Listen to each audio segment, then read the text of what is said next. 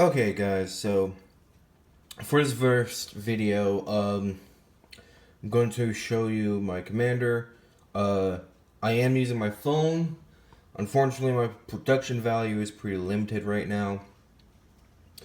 But I'm still going to do it on my phone because I want to test it out, see how these videos do. Well, I do want to do all my decks anyways, but my first video is probably going to be bad because of my production value. Anyways, I would like to get into the deck. Again, my protection value is probably bad, but here is my commander, Dragonlord Dromoka. However you want to pronounce it. She can't be countered. Flying lifelink, your opponents can't cast spells during your turn. A great commander. It is a 6 mana cost, 4 of any, 1 green, 1 white, and it's a 5/7, but it has flying and lifelink. So of course, my main go for this deck, for this commander, is control. Selesnya control. And it is pretty much like that. So, I have 12 forests. Basic forests, 12 of these.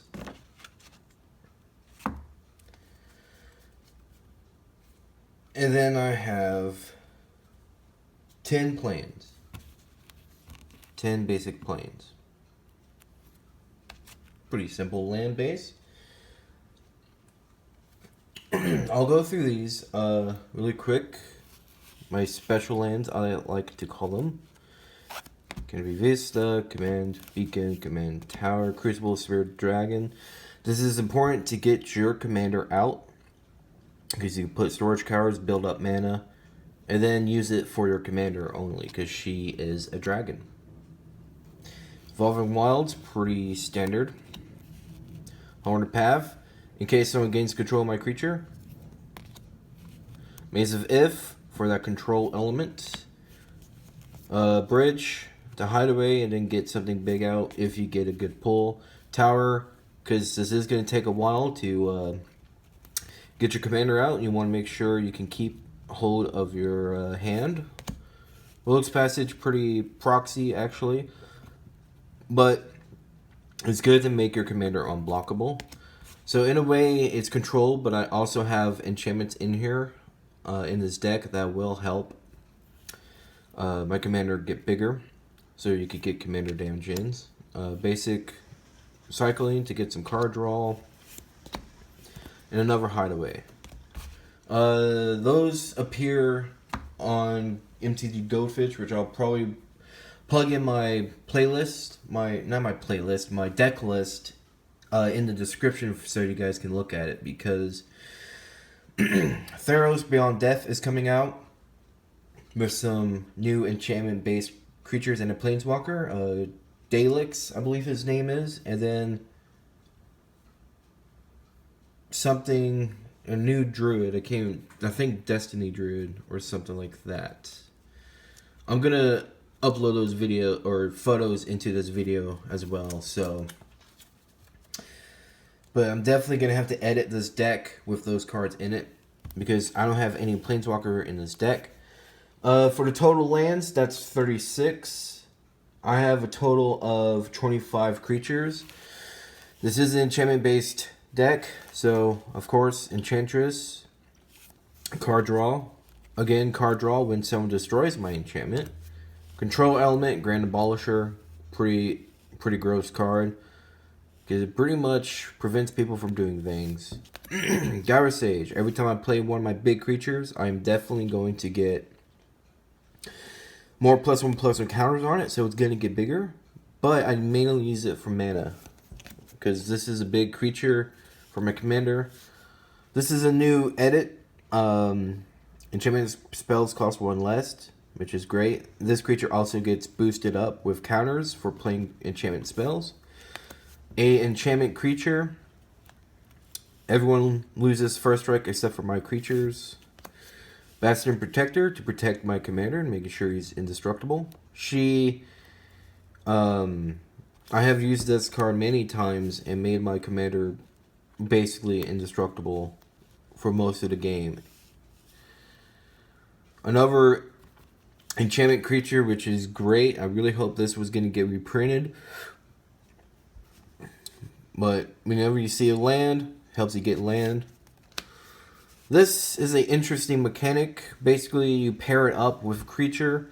Either both creatures survive or both creatures die. So his power and toughness just goes into whatever creature you band with it. But you have to control planes. That's why I have this wolf in here. And I love that art. Just look at that. Ice Age set. Elvish Harbinger. Add 1 mana of any color to your mana pool as well. I have her in here because I have an elf you usually want to search for. Eternal Witness, staple, another staple, draw cards. Control, whenever, creatures can't attack but 1. So usually I'm going to be attacking my commander only for that commander damage. Another control, creatures enter tapped. For each enchantment on the battlefield, this gets +1/+1, pretty great. This is what the elf search card is for, my Elvish Piper. Because pretty much after this, my creatures get gigantic in mana cost. So I want to get cheaper. Helioid, pretty simple. You guys can see Nyla, Windborn Muse, control creature, helps you get land. Chimera, Sigarda's Hero's Grace, again, control. This is to boost up when I'm attacking my creatures and my commander mainly. Another new edit.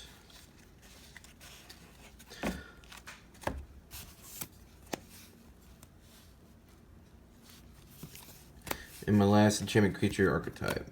Make sure everything has hexproof, is protected. Now, I did use Dragon Shield sleeves. I would say this in the beginning of the video, but I forgot. I'm using the copper. It just pairs well with this Lesnia color combination, I feel. So in some of these videos too, I will have cards that will double sleeved, but other cards in the deck are not. That's because that card is expensive, and I don't want to spend money on sleeving the whole deck, double sleeving. Anyways.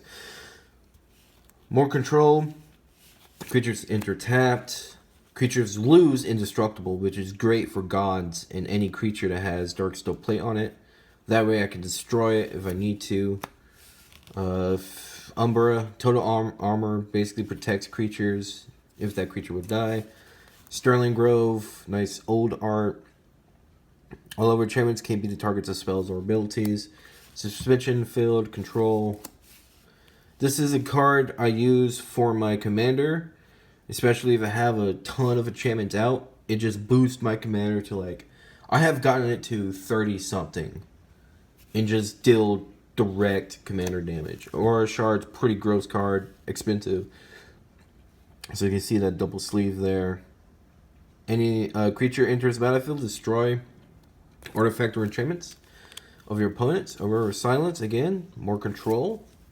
Banishing Light, removal. Blow of Nyla just gives my creatures Death Touch, and I could use the ability to increase my commander, increase a creature I want to try to protect. Ghostly Prison protects you from attacks. Players have to pay 2. Pretty staple card in a commander. Your commander costs 1 less to cast each time it's been cast from the command zone. This is a new card I just got from a new commander deck. Shield of Oversoul. I mainly have it for the indestructible if I want to attach it to my commander. If not, if I have another green creature I want to attach it to protect, I will. Players can't get counters. That's pretty important for my play group because there's Infect involved. Stasis Sphere again. Enchanted creature is supposed to trample lifelink. Pretty stable. I love this because I can either tap people's creatures when I attack, or put counters on creatures I control. This is probably one of my edits I'm going to take out. Frontier Siege. Another expensive card here. Your creatures can't be target spells or abilities. We generate a target creature. So some of these I'm not explaining because it's like pretty understandable why it's in here. Soul Ring, mostly staples for Commander as well. Lightning Greaves, another staple. Command Sphere, again another staple. I have Crystal Chimes, so I could get my enchantments back from my graveyard. Lastly, my spells, Enlightened Tutor, to tutor and find an enchantment if I need it. Green Sun Zenith, again, to get a gigantic creature. Destruction of enchantments, I can create a Saproling. There's some command, pretty good as well. Rampant Growth, I might take out Rampant Growth for one of the cards I need to edit into. Selesnya Charms. Charms are pretty staples. Any green deck needs both of these. It gets you search for mana, basic land. So again, more staples. This is to get more enchantments into my hand. Harmonize, I've had problems with this deck where card draw will be important. So card draw, more land find, board wipe. Always need a board wipe. This is also to get enchantments.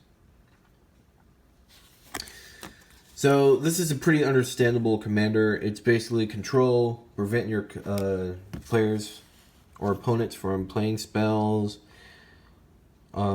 Just so it's long enough to get your commander out. Then once you get your commander out, start boosting it up with some of these spells and creatures and enchantments.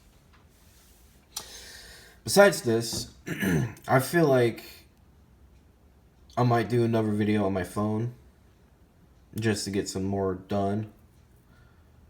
And some of these decks I will talk more about mechanics, but this first deck is my first build after